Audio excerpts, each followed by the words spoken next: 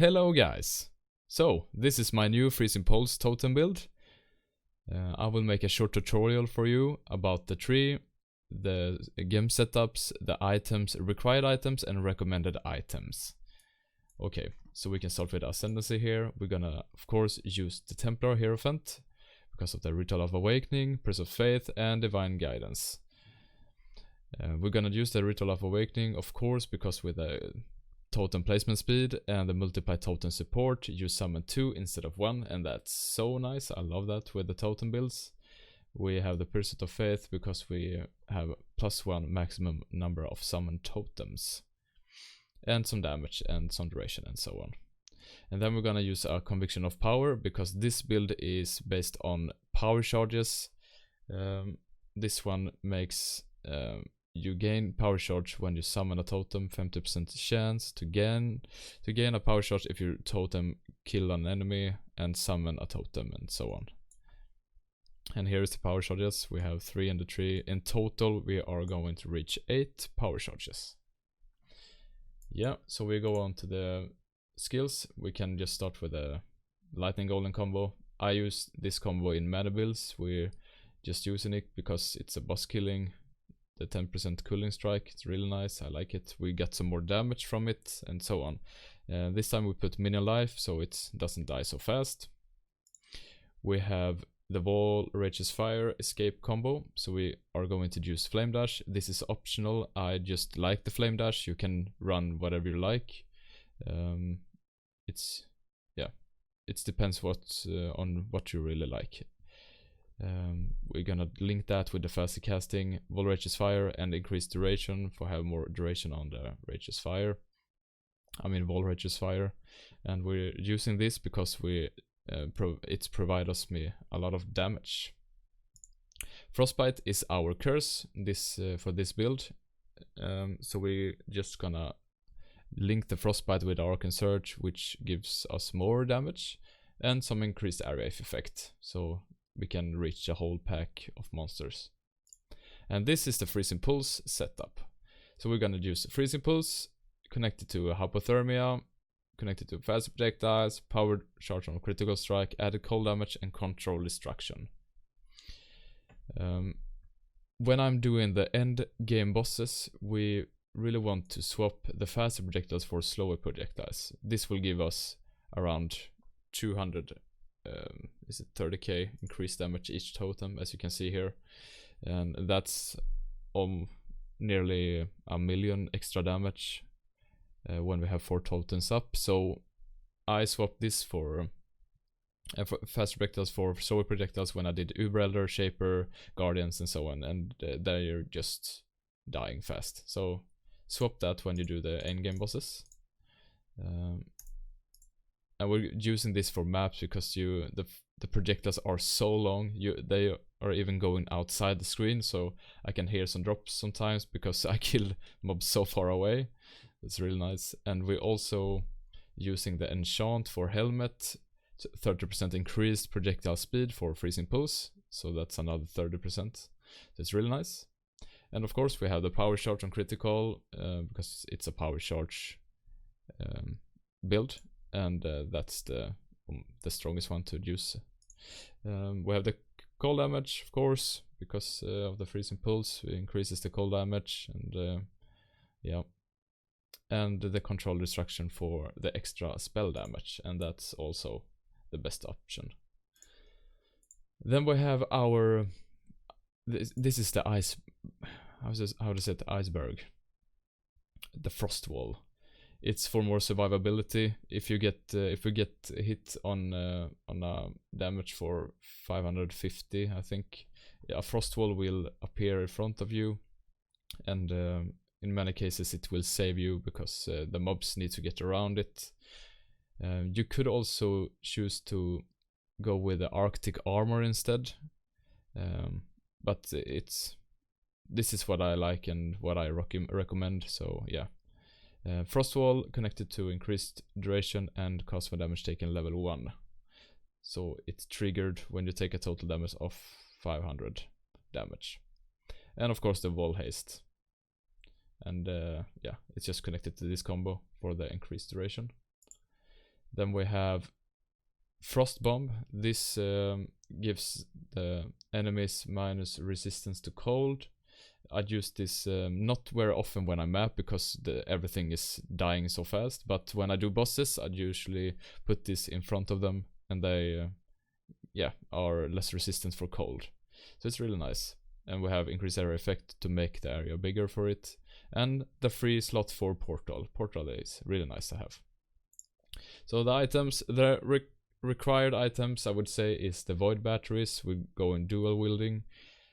It's awesome. I love Void Batteries. It gives us everything that we need. The mana, power charges, extra spell damage, ink, power charge, etc. Then we are of course gonna use the Soul Mantle. With we get that 7 link with the spell totem support when they put the freezing pulse on it. This is also a required or recommended.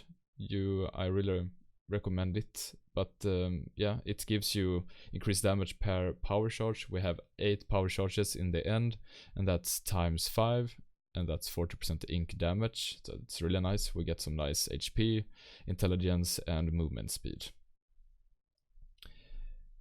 Of course we're gonna run with the Kikasoro because of the Soul Mantle. We have total 80% reduced effect of curses, and we have the last 20 on the tree, Sanctum of Thought.